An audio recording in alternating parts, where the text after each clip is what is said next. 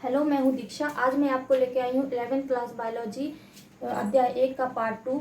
हमारा आज का टॉपिक है जैव विविधता। प्रकृति में क्या होते हैं, कई प्रकार के जीव जंतु पाए जाते हैं, अर्थात प्रकृति में पाए जाने वाले पेड़ पौधे एवं जीव जंतुओं की जातियों की संख्या को हम क्या कहते हैं, जैव विविधता। इसे बायोडाइवर्सिटी भी कहते हैं। ठीक है,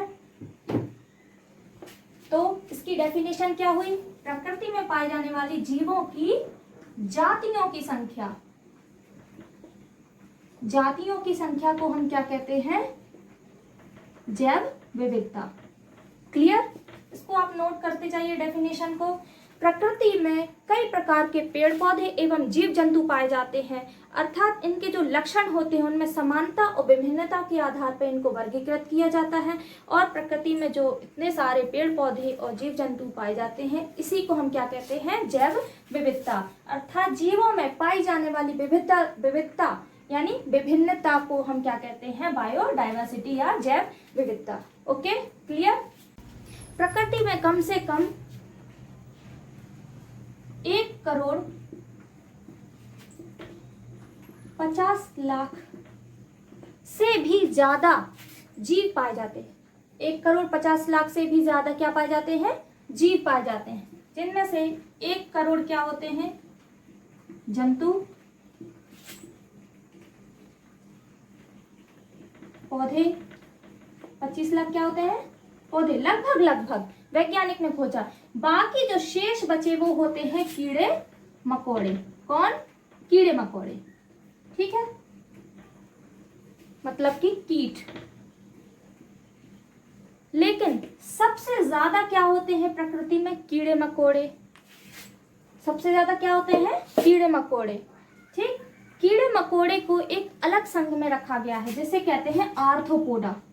ये क्वेश्चन आपका नीट में भी आया था कि सबसे बड़ा संघ कौन सा है, आर्थ्रोपोडा। संघ आर्थ्रोपोडा। इसमें किसको रखा गया है, कीटों को यानी इंसेक्ट को। तो प्रकृति में सबसे ज्यादा क्या पाए जाते हैं, कीड़े मकोड़े। इसके अलावा जंतु और पेड़ पौधे। तो जंतु, पेड़ पौधे, कीड़े मकोड़े, जितने भी प्रकृति में जीव जंतु पाए जाते हैं जो सांस लेते हैं और जो निर्जीव हैं, इसके आधार पर क्या बताया गया है कि जीवों में जो भिन्नता पाई जाती है उसे क्या कहते हैं, जैव विविधता। ठीक है, हमारा अगला टॉपिक क्या है, वर्गीकरण। वर्गीकरण या क्लासिफिकेशन। ओके, जैसे क्या होता है, स्कूल में बच्चों को अलग अलग क्लास में डिवाइड कर दिया जाता है। अगर उन्हें एक साथ रख देंगे तो समझ में नहीं आएगा कि कौन बच्चा किस क्लास में है। ठीक है ना? इसी तरह क्या होता है, प्रकृति में कई तरह के पेड़ पौधे पाए जाते हैं और जीव जंतु पाए जाते हैं, यानी कि क्या पाई जाती है, जैव विविधता। तो जैव विविधता के कारण वर्गीकरण की आवश्यकता हुई। वर्गीकरण में क्या होता है, जीवों को समानता एवं विभिन्नता, ठीक है, समानता और विभिन्नता के आधार पर अलग अलग वर्गों में बांट दिया जाता है, जिसे हम क्या कहते हैं, वर्गीकरण। ठीक है ना? तो वर्गीकरण में क्या देखा जाता है, सबसे पहले जीवों में समान लक्षणों को देखा जाता है। ठीक, इनको क्या किया जाता है, समान लक्षणों के आधार पर एक अलग डिवीजन में रख दिया जाता है। और इनमें जो विभिन्नता पाई जाती है, इनके शरीर में यानी कि शारीरिकी तौर पे क्या किया जाता है, इनको अलग अलग समूहों में बांट दिया जाता है। ठीक, अब इनको आकारिकी, कार्यकी, ठीक, इस आधार पर भी जीवों का क्या किया जाता है, क्लासिफिकेशन किया जाता है। ठीक, अब क्लासिफिकेशन की आवश्यकता हमें क्यों हुई, इससे क्या लाभ है? ठीक है, तो आइए हम जानते हैं वर्गीकरण के लाभ। वर्गीकरण से हमें क्या क्या फायदा है, वर्गीकरण की आवश्यकता हमें क्यों हुई? तो वर्गीकरण से क्या पता चलता है, जो जीव जंतु है, जीव जंतु का अन्य जीवों से क्या रिलेशन है, उसका हमें पता कौन बताता है, वर्गीकरण। मतलब जीवों का अन्य जीवों से क्या संबंध है, ये हमें कौन बताता है, वर्गीकरण। ठीक है, इसके अलावा जो जीव जंतु होते हैं उसका पेड़ पौधों से क्या संबंध है, जीवों का पेड़ पौधों से क्या संबंध है, ये हमें कौन बताता है, वर्गीकरण। ठीक है, मतलब संबंध मतलब कि उनमें क्या क्या समानता है और क्या क्या उनके लक्षणों में विभिन्नताएं हैं। नेक्स्ट, जीवों की उत्पत्ति। जीवों की उत्पत्ति मतलब कि जीवों का किस तरह से विकास हुआ, पहले किस जीव का निर्माण हुआ और बाद में किस जीव का निर्माण हुआ, जीवों की उत्पत्ति एवं जीवों का विकास क्रम। ठीक है, ये क्या है, क्लासिफिकेशन के लाभ हैं। जीवों का विकास क्रम मतलब कि सबसे पहले क्या आए, छोटे छोटे जीव आए, फिर उसके बाद बड़े जीवों का निर्माण हुआ। ये हमारे क्या हुआ कि क्लासिफिकेशन के लाभ। ठीक, अगला हमारा टॉपिक क्या है, वर्गीकी या टैक्सोनॉमी। ये मोस्ट इंपॉर्टेंट है, तो आप ध्यान से सुनिएगा। तो वर्गीकरण के मुख्य 3 तथ्य होते हैं। कौन कौन से, पहचान, नामकरण, नेक्स्ट है वर्गीकरण। ठीक, अभी मैंने वर्गीकरण बताया था आपको, तो उसमें कौन कौन से थे, पहचान, नामकरण और जीवों को लक्षणों के आधार पर व्यवस्थित करना, वो थर्ड था। और इसमें क्या आ जाएगा, पहचान, नामकरण और वर्गीकरण। मतलब कि जीवों का वर्गीकरण करना, जैव विज्ञान की वह शाखा जिसमें जीवों का वर्गीकरण किया जाता है उसे क्या कहते हैं हम, वर्गीकी या टैक्सोनॉमी। तो वर्गीकी के कितने तथ्य होते हैं, मुख्य 3। ये क्वेश्चन नीट में भी आ चुका है। ठीक है ना, तो वर्गीकरण के जो तथ्य होते हैं उसका क्रम भी यही होना चाहिए। आप ऐसा नहीं कह सकते कि पहले नामकरण पहचान, तो सबसे पहले जीवों और पेड़ पौधों को क्या की जाती है, पहचान, देन उसका क्या किया जाता है, नामकरण, मतलब उन्हें एक निश्चित नाम दिया जाता है और फिर उनमें लक्षणों में समानता और विभिन्नता के आधार पर उन्हें अलग अलग समूहों में व्यवस्थित किया जाता है, सिस्टमैटिक किया जाता है, जिसे हम क्या कहते हैं, वर्गीकरण। ठीक, तो वर्गीकी की खोज, जो वर्गीकी शब्द है, सबसे पहले दिया था सन 1813 में। ये लिख लेना आप, 1813 में किसने, A.P.D. कैंडोले ने। ठीक है, किसने, A.P.D. कैंडोले, एक फ्रेंच वैज्ञानिक थे। कौन से वैज्ञानिक, फ्रेंच वैज्ञानिक।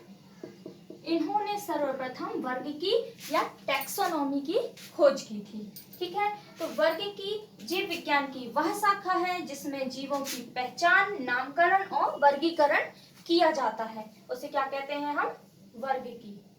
ठीक है, तो वर्गीकी से भी क्या होता है, जो प्रकृति में कई प्रकार के जीव जंतु और पेड़ पौधे पाए जाते हैं उन्हें सबसे पहले खोजा जाता है, यानी उनकी आइडेंटिफाई की जाती है, फिर नामकरण और फिर वर्गीकरण किया जाता है।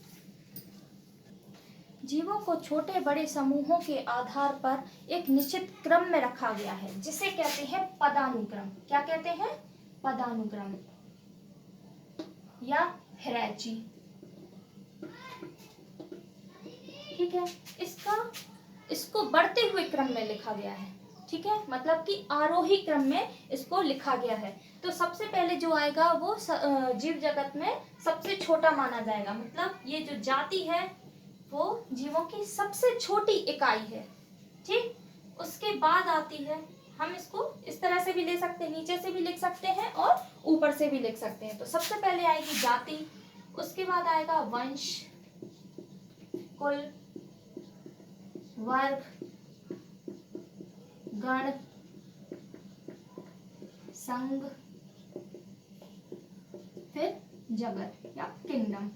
ठीक है, तो तो वर्गीकरण की सबसे छोटी इकाई है, कौन सी, सबसे छोटी इकाई, वो क्या है, जाति। ये क्वेश्चन बनता है आपका 1 नंबर का, सबसे छोटी इकाई क्या है, जाति यानी स्पीसीज, इसे स्पीसीज भी कहते हैं। ठीक है, ये क्वेश्चन बनता है आपका 1 नंबर का। ये इसको इसी तरह से आप उतार लीजिए, उतार लिए बच्चों। और वर्गीकरण की सबसे बड़ी इकाई क्या होगी, जगत, जिसे किंगडम भी कहते हैं। ठीक है, सबसे बड़ी इकाई क्या है, जगत।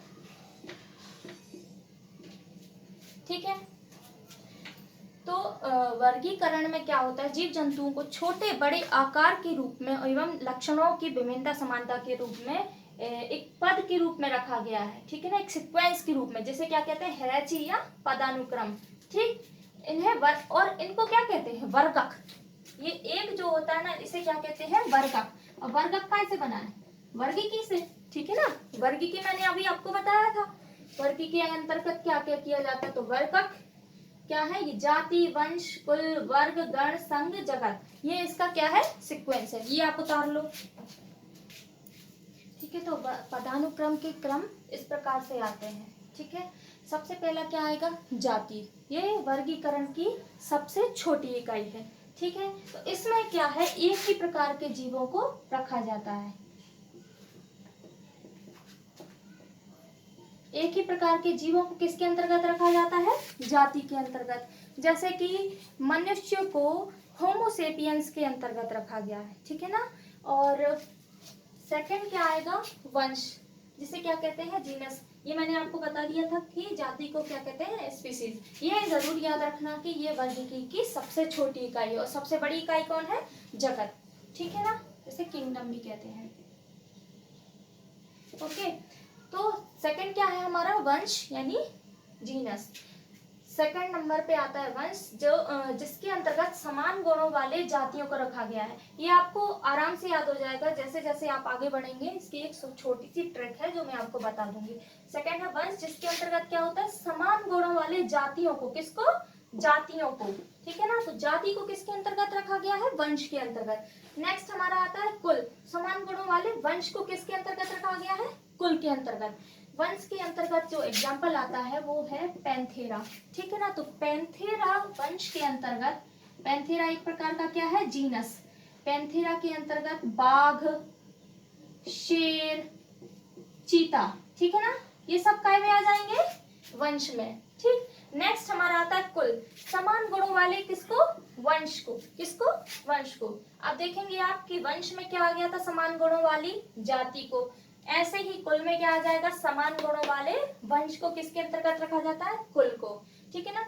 समान गुणों वाले वंश, समान गुणों वाले वंश को कुल यानी कि फैमिली के अंतर्गत रखा जाता है। इसका एग्जाम्पल है, जैसे दालें कितने प्रकार की होती हैं, तुअर की दाल, मूंग दाल, अरहर दाल, जितनी भी प्रकार की दालें होती हैं सबको पेपिलियोनेसी, कौन सा, पेपिलियोनेसी, ठीक है ना, पेपिलियोनेसी कुल के अंतर्गत रखा गया है। इसे लेग्यूमिनेसी भी कहते हैं, ठीक, लेग्यूमिनेसी कुल, ठीक। तो लेग्यूमिनेसी और पेपिलियोनेसी में किसको रखा गया, सभी प्रकार की दालों को। ये दालों की क्या है, एक प्रकार की फैमिली। तो कुल के यानी फैमिली में किसको रखा जाता है, जो समान गुण वाले वंश है, ठीक है, तो उनके अंतर्गत उसको कुल में रखा गया। नेक्स्ट हमारा आता है गण यानी कि ऑर्डर। ऑर्डर में किसको रखा जाएगा, ऑब्वियसली जब इसमें किसको रखा गया, तो वंश को, तो ऑर्डर में समान लक्षणों वाले कुल को, किसको, कुल को रखा जाता है, ठीक है ना। जैसे कि कार्निवोरा और हर्बीवोरा। कार्निवोरा मतलब मांसाहारी, हर्बीवोरा मतलब शाकाहारी, ठीक है। तो समान लक्षण वाले कुल को इसमें, इसके अंतर्गत रखा जाएगा। नेक्स्ट हमारा आता है वर्ग यानी क्लास। तो वर्ग में किसको रखा जाता है, समान गुणों वाले या लक्षण वाले गण को हम रखेंगे वर्ग के अंतर्गत। फॉर एग्जाम्पल मैमेलिया वर्ग। अब मैमेलिया वर्ग भी 3 प्रकार के होते हैं, कौन कौन से, प्रोटोथीरिया, मेटाथीरिया और यूथेरिया, ठीक है ना। मैमेलिया यानी कि स्तनधारी जीव जो अपने बच्चों को दूध पिलाते हैं, ठीक है ना, तो वो मैमेलिया वर्ग कहलाते हैं। ये भी 3 प्रकार के होते, कौन कौन से, यूथेरिया, मेटाथीरिया और प्रोथीरिया, ठीक है। तो नेक्स्ट हमारा आता है वर्ग। समान लक्षण वाले गण को क्या काय में रखा गया है, मैमेलिया वर्ग में। नेक्स्ट हमारा आता है संघ यानी फाइलम। समान लक्षण वाले वर्ग को हम संघ के अंतर्गत रखेंगे। जैसे कौन कौन से संघ होते हैं, अभी मैंने बताया था आपको वर्ग विविधता, जैव विविधता में कि सबसे बड़ा संघ कौन सा होता है, आर्थ्रोपोडा, जिसमें सभी प्रकार के कीड़े मकोड़ों को रखा गया। मतलब प्रकृति में सबसे ज्यादा कौन पाए जाते हैं, कीड़े मकोड़े। ठीक है, तो सभी प्रकार के कीड़े मकोड़े या कीटों को आर्थ्रोपोडा में रखा जाता है। आर्थ्रोपोडा एक प्रकार का क्या है, संघ है। और संघ में किसको रखा जाता है, समान लक्षण वाले वर्ग को। समान लक्षण वाले वर्ग को संघ के अंतर्गत रखा जाता है। फॉर एग्जाम्पल कॉर्डेटा, आर्थ्रोपोडा, ठीक है, नॉन कॉर्डेटा, ये क्या है, बहुत सारे संघ है जो मैं आपको आगे बताऊंगी। नेक्स्ट हमारा जगत यानी कि किंगडम, जो वर्ग की सबसे बड़ी इकाई है। ये भी आपका इंपॉर्टेंट क्वेश्चन है, ठीक है ना, इसको आप नोट कर लेना। इसके अंतर्गत समान लक्षण वाले किसको रखा जाता है, संघ को। अब संघ का अलग से क्लासिफिकेशन है, ठीक है ना, मनुष्य का और भी कई जीव जंतुओं का अलग से क्लासिफिकेशन है, ये आप नोट कर लीजिए। अब हमारा नेक्स्ट टॉपिक आता है द्विनामकरण पद्धति।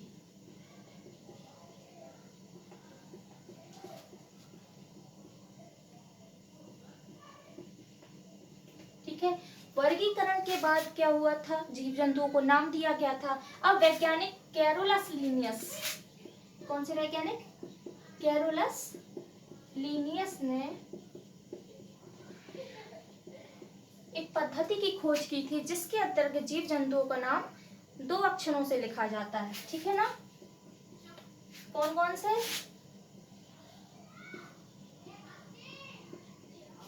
पहला है वंश, दूसरा है जाति। ठीक है ना, हमने अभी पढ़ा था पदानुक्रम में सबसे ऊपर क्या था, जाति, जो कि सबसे छोटी इकाई थी। नेक्स्ट आता था हमारा वंश। ठीक है ना, तो पहले हम क्या लिखेंगे, वंश को, उसके बाद जाति को, क्योंकि वो कैसा हो रहा था, बढ़ते हुए क्रम में। ठीक है ना, तो बढ़ते हुए क्रम में तो बड़ा कौन हुआ, वंश, और छोटा जाति। सबसे छोटी इकाई क्या है, हमारी जाति। ठीक, तो वैज्ञानिक कैरोलस लीनियस ने क्या किया था, वर्गीकरण के दौरान जीव जंतु एवं पेड़ पौधों को 2 अक्षरों के दो अक्षरों द्वारा नाम दिया था, जिसे क्या कहते हैं, द्विनामकरण पद्धति, जिसमें जीवों का नाम 2 अक्षरों से मिलकर बना होता है। पहला है हमारा वंश, जिसे हम जीनस कहते हैं, और दूसरा है हमारा जाति यानी स्पीसीज। ठीक है, तो इस पद्धति के दौरान इन्होंने क्या किया, इसके कुछ लक्षण हैं, उसमें क्या बताया कि जीवों का नाम किस प्रकार से लिखा जाता है। तो द्विनामकरण पद्धति एक ऐसी पद्धति है जिसमें जीवों का नाम 2 अक्षरों में लिखा जाता है। सबसे पहला क्या हुआ, जीवों का नाम 2 अक्षरों में लिखा जाता है। ठीक है ना, इसको साथ साथ में नोट करते जाइए आप, 2 अक्षरों में लिखा जाता है। नेक्स्ट, इसे इटैलिक मतलब कि तिरछे अक्षरों में, ठीक है ना, इसे तिरछे अक्षरों में लिखा जाता है। ठीक, इटैलिक रूप में इसको लिखा जाता है। नेक्स्ट है, इसका जो पहला अक्षर है, पहला वर्ड, वो होता है कैपिटल। पहला अक्षर क्या होता है, कैपिटल, और बाकी सारे स्मॉल।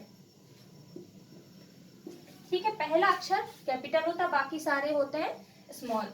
ठीक, और इसमें क्या होता है, नाम के नीचे अंडरलाइन होती है। क्या होती है, अंडरलाइन होती है, मतलब एक ऐसी रेखा खींची होती है। कंप्यूटर में देखा होगा ना आपने, इटैलिक, बोल्ड और अंडरलाइन का आता है फॉन्ट, तो इसी प्रकार इसमें भी क्या होता है, सबसे पहले वैज्ञानिक कैरोलस लीनियस ने क्या बताया कि जीवों को 2 अक्षरों में लिखा जाता है, इटैलिक रूप में, और पहला अक्षर कैपिटल और बाकी सारे स्मॉल। ठीक है, और इनको जो नाम है उसमें अंडरलाइन करते हैं। नेक्स्ट है, कभी कभी क्या होता है, एक ही नाम के 2 जीव हो जाते हैं, तो उसमें पीछे क्या करते हैं, वैज्ञानिक का नाम लिख देते हैं। जैसे कि हमारे यहाँ कुत्ता बोलते हैं, ठीक है ना, लेकिन बांग्ला में क्या कहते हैं, कुकर। तो इसी प्रकार उसको जो नाम होता है उसे डिफरेंट करने के लिए क्या कर देते हैं, पीछे वैज्ञानिक का नाम लिख देते हैं। ठीक है ना, अब हम देख लेते हैं कुछ एग्जाम्पल। फॉर एग्जाम्पल मनुष्य का नाम सबको पता होगा, क्या है, होमो सेपियंस। ठीक है ना, अब अगर इसमें वैज्ञानिक का नाम आ जाएगा तो पीछे क्या आ जाएगा, लिनियस का लिन, केवल क्या लिख देते हैं, लिन, ठीक है ना। ये तो मैं बता रही थी लेकिन इसमें नहीं लिखेंगे। अगर किसी नाम के आगे वैज्ञानिक का नाम होगा तो उसमें उस वैज्ञानिक का शॉर्ट फॉर्म लिख देते हैं, ठीक है। मेंढक, मनुष्य का नाम क्या है, होमो सेपियंस। मेंढक का नाम है राना टिग्रीना। इसे हम इंग्लिश में लिखेंगे तो इटैलिक रूप में लिख सकते हैं ना, इंग्लिश में लिख लेते हैं, होमो सेपियंस। एस भी छोटा आएगा, ठीक है ना, अभी मैंने बताया था, ठीक। इसका क्या है, राना, इटैलिक रूप में लिखेंगे मतलब कि थोड़ा सा तिरछे रूप में, राना टिग्रीना, ओके। आम का होता है मैंगीफेरा इंडिका। इसी तरह से बहुत सारे नाम होते हैं, वो मैं आपको नोट्स में बता दूंगी, आपको सारे नाम याद करने हैं। नीम का होता है एजाडी रेक्टा इंडिका,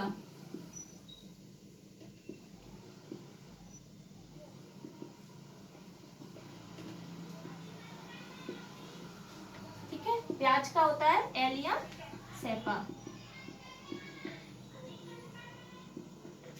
ठीक है।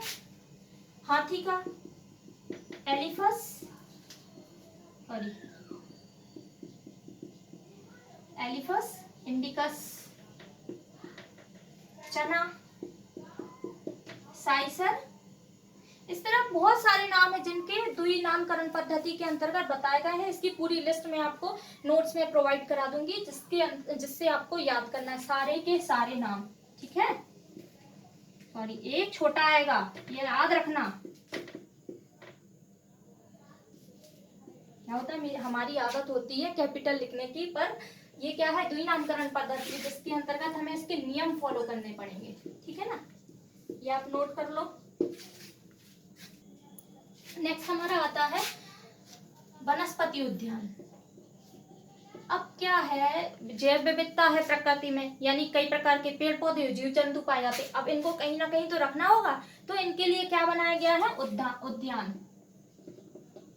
ठीक।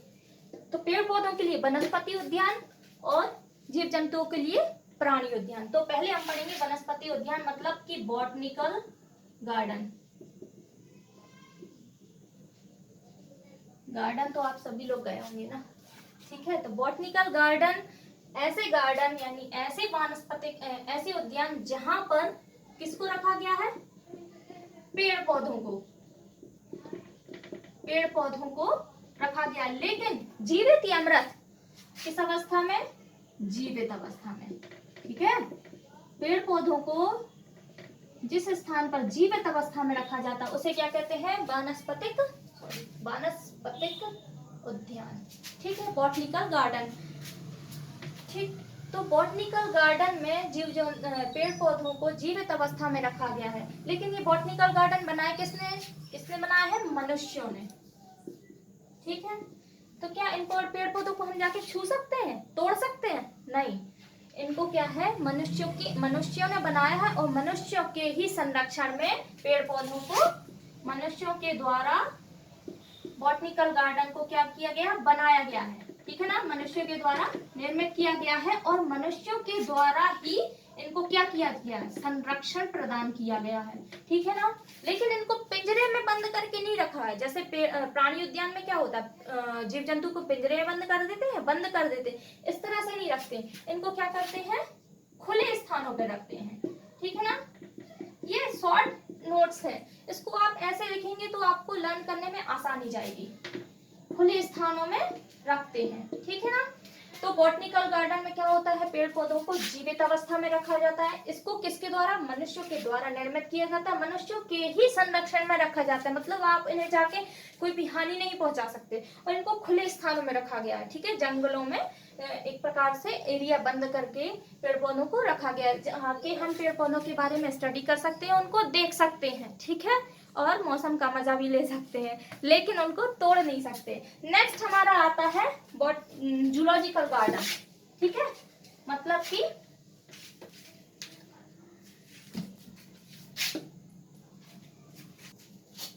नेक्स्ट हमारा आता है प्राणी उद्यान, मतलब कि जूलॉजिकल गार्डन। ओके, तो प्राणी उद्यान के अंतर्गत हम किसको रखेंगे? जीव जंतुओं को। ठीक, ऐसे स्थान जहां पर जीव जंतुओं को जीवित या मृत जंतुओं को जीवित अवस्था में, कौन से? इसी तरह वनस्पति उद्यान में भी जीवित अवस्था में रखते हैं, लगभग सेम ही है, ठीक है ना। मृत अवस्था में अगर रखेंगे तो वो क्या हो गया? म्यूजियम, ठीक है ना। तो म्यूजियम हमें नहीं पढ़ना है, हमें क्या पढ़ना है? वनस्पतिक उद्यान, प्राणी उद्यान, ठीक है ना। तो प्राणी उद्यान में जीव जंतुओं को कैसे जीवित अवस्था में रखा गया है। ये किसके संरक्षण में होता है? किसके द्वारा बनाया जाता है? ये भी मनुष्यों के द्वारा बनाया जाता है, ठीक है ना। तो ये भी क्या होता है? मनुष्यों के द्वारा निर्मित होता है। ये शॉर्ट नोट आपको बनाना है, ये आप अपनी कॉपी में उतारते जाइए साथ साथ में, जल्दी, ठीक है। और ये किसके द्वारा संरक्षण प्रदान होता है? इनको भी मनुष्यों के द्वारा ही संरक्षण प्रदान होता। संरक्षण मतलब कि देखा होगा ना आपने, जूलॉजिकल गार्डन मतलब कि कोई भी जू या गार्डन जाते हैं जहाँ पे जीव जंतु को पिंजड़े के अंदर रखा जाता है, वहां पे गार्ड भी होते होंगे। ऐसा तो नहीं कि बंदर होगा तो आप गेट खोल के जाके बंदर को छू के भाग के आ जाएंगे, है ना, ऐसा तो नहीं होता है। वहां पे भी क्या होता है? उनको संरक्षण में रखा जाता है, आप उन्हें छू नहीं सकते, मतलब कि इनको एक केज या पिंजरे में रखा जाता है, ठीक है ना। इनको बंद स्थानों, ठीक है ना, बाड़ों या पिंजरे में, ठीक है ना। इन सब में बंद स्थानों में क्या किया जाता है? जीव जंतु को रखा जाता है ताकि वो मनुष्य को या जन सामान्य को नुकसान ना पहुंचा सके, ठीक है ना। और इन्हें जन सामान्य को देखने की सुविधा भी होती है, मतलब हम इन्हें जाकर के दूर से केवल निहार सकते हैं, छू नहीं सकते। जन सामान्य को देखने की सुविधा होती है। तो ये इसकी क्वालिटीज हो गई। अब प्राणी उद्यान, कुछ जूलॉजिकल पार्क होते हैं जो एग्जाम्पल स्वरूप मैं आपको बताती हूँ। तो ये पहले याद रखिए आप कि प्राणी उद्यान में ऐसे स्थान है जहाँ पे जीव जंतुओं को जीवित अवस्था में रखा जाता है। ये मनुष्य के द्वारा निर्मित होते हैं और इन्हें मनुष्य के द्वारा संरक्षण प्रदान किया जाता है, ठीक है ना। ये बंद स्थानों में यानी कि या पिंजरे में एक प्रकार की बेड़ लगा के बंद करके रखा जाता है, लेकिन इन्हें हम दूर से देख सकते हैं, लोग बाग जाके इनको प्राणियों को देख सकते हैं, ठीक है ना। फॉर एग्जाम्पल जैसे नंदनकानन प्राणी उद्यान, राजा जी हो गया, ठीक है ना, राजा जी प्राणी उद्यान हो गया। एक जूलॉजिकल पार्क है, उसका नाम जूलॉजिकल पार्क ही है, ठीक है ना, जो कि दिल्ली में है, ठीक। एक है हमारा राजीव गांधी,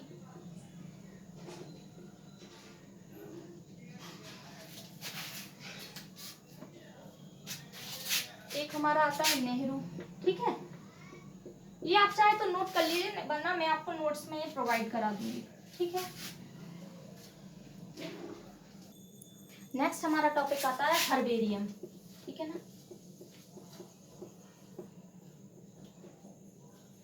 हर्बेरियम में अभी क्या था, अपन ने पढ़ा था बॉटनिकल गार्डन। बॉटनिकल गार्डन में पेड़ पौधों को जीवित अवस्था में रखा जाता है, लेकिन हर्बेरियम में पेड़ पौधों को किसी भी अवस्था में, मृत अवस्था में, खासकर मृत अवस्था में रखा जाता है। कैसे? पेड़ पौधों को सबसे पहले क्या किया जाता है? कलेक्शन किया जाता है, ठीक। हर्बेरियम का उद्देश्य क्या है? हर्बेरियम का उद्देश्य है जितने भी प्रकार के पेड़ पौधे हैं या कई तरह के पेड़ पौधों को प्रयोगशाला में, मतलब कि लैब में स्टडी हेतु, क्या आप कभी बॉटनिकल लैब गए होंगे? बॉटनी की लैब, वहां पे क्या है, आपको पेड़ पौधे के नमूने मिले हैं, ठीक है। तो उन्हीं नमूनों को प्रयोगशाला में अच्छी तरह से दबाकर, सुखाकर शीट पे क्या किया जाता है? आरोपित किया जाता है। क्यों? ताकि स्टूडेंट जाए और उसके बारे में अच्छी तरह से स्टडी करें, ठीक है ना। उस शीट पे क्या होता है, यानी प्रयोगशाला में पेड़ पौधों का संरक्षण,